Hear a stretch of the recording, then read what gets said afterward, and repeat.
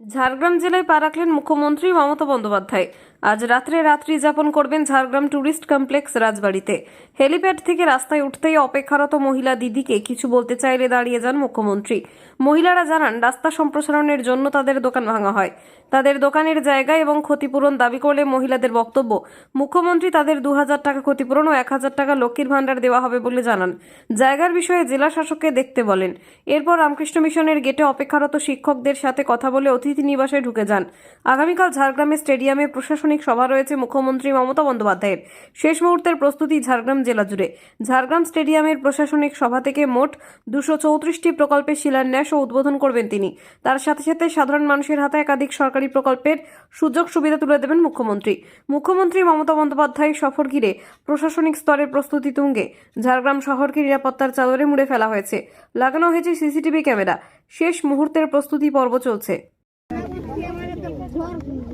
জল কলবল কিছু লোধা বসে তোমরা একদম দেখো না, জানো তোমাকে দিদি ভালো করে আমরা চিনি, একদম তোমরা জানো নি লোধা বসে এটা কইলো আমাদের জল কল নাই, খাবার পিঠা নেই, কিছু নেই। তোমাকে তো ভালো রেশন দাও পাও না? পাই তো রেশন। লক্ষ্মীর ভান্ডার পাও না?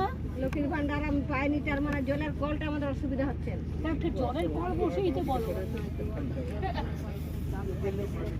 এটা মিউনিসিপ্যালিটি তো জলের কল ওদের মতো করে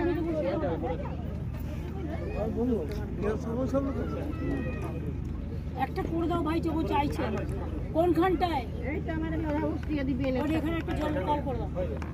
ঠিক আছে, বলে দিয়েছি। দেখেন তোমাকে অত ভালো পায় তো আমার দিদি কোথাকে চাই গেলে পাম্প বসাতে, একটা গুলা পাম্প বসে দিবে।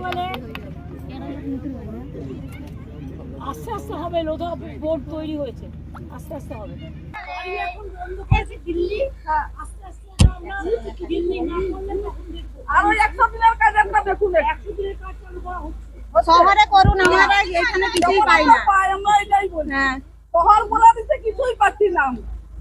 মিউনিসিপ্যালিটি করবে, হ্যাঁ এটা মিউনিসিপ্যালিটি। আচ্ছা একটু দিদি ভাই দেখবেন, একটু দিদি একটু শুনুন, তো আপনি ভালো আছেন, জায়গা খাইবেন তাহলে ওই এর একটা সব বন্ধ করে দিচ্ছে। আমাদের দোকান জানি সব আমরা জানালাম, আমাদের বস্তিতে কাজ পাইনি, আমরা দোকান ভেঙে দিয়েছে।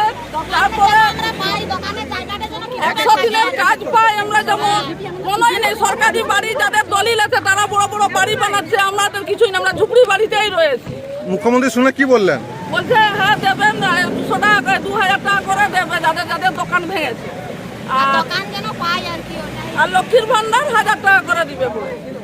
মানে যাদের দোকান ভেঙেছে তাদেরকে কি দেবেন? 2000 টাকা করে দেবে বলে ক্ষতিপূরণ। হ্যাঁ, আর কিছু তো বললো না। আপনারা কি জায়গাটা যেন আমরা পাই, যতটা থাকবে এটা যেন আমরা পাই। আপনারা কি সেটা চাইলেন?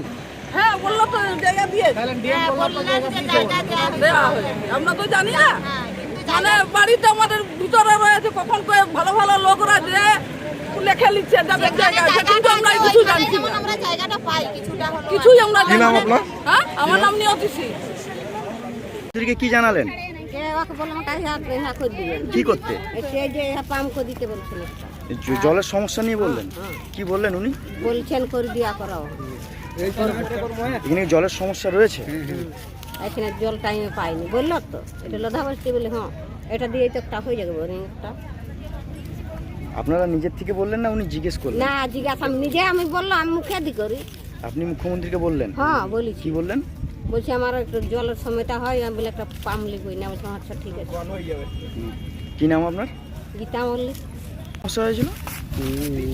জলের সমস্যা আমাদের দিয়ে একটা জলের ট্যাঙ্কি বড় করে দিলে এটা ভালো আর দিয়ে আপনারা কাকে জানালেন?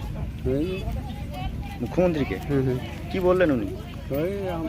বলার বলেছে করে দেবেন। বলছে ব্যবস্থা করছি। কি নাম আপনার? আমার নাম সুধীর মল্লিক।